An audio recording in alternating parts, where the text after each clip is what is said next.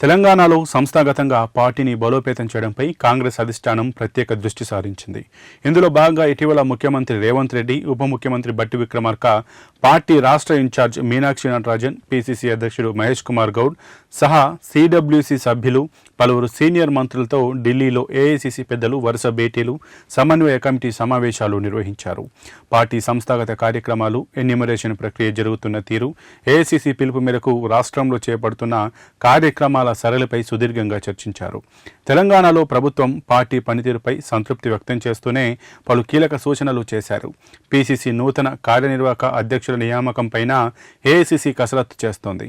పాత కొత్త నాయకుల మధ్య విభేదాలను పార్టీకి నష్టం జరగకుండా సామరస్యంగా పరిష్కరించడం కోసం పీసీసీ పరిశీలకులను నియమించి నివేదికలు తెప్పించుకునే పనిలో ఉంది. అదేవిధంగా పనితీరు సరిగ్గా లేని 3 జిల్లాల అధ్యక్షులను మార్చాలని ఏఐసీసీ నిర్ణయించింది.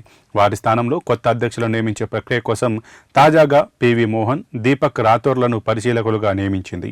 వీరు ఆయా జిల్లాల మంత్రులు, ఎంపీలు, ఎమ్మెల్యేలు, ఎమ్మెల్సీలు, ఇతర ప్రజాప్రతినిధులు, ముఖ్య నేతలతో సంప్రదింపులు జరిపి నూతన అధ్యక్షుల నియామకంపై ఏఐసీసీకి నివేదిక అందజేస్తారు. యువతకు, ప్రతిపక్షాల విమర్శలను తిప్పికొట్టగల నేతలకు కీలక పదవులు ఇవ్వాలని ఏఐసీసీ నిర్ణయించినట్టు తెలుస్తోంది. ఇందులో భాగంగానే భువనగిరి ఎంపీ చామల కిరణ్ కుమార్ రెడ్డిని పీసీసీ మీడియా కమిటీ చైర్మన్గా, నవీన్ పొట్టెంను పీసీసీ సోషల్ మీడియా చైర్మన్గా నియమించినట్టు పార్టీ వర్గాలు పేర్కొంటున్నాయి.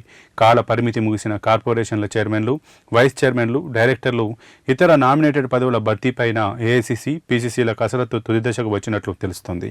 పార్టీకి విధేయులుగా ఉండి కష్టపడి పనిచేసే వారికి, యువతకు ఈ పదవులు ఇవ్వాలని నిర్ణయించినట్టు సమాచారం.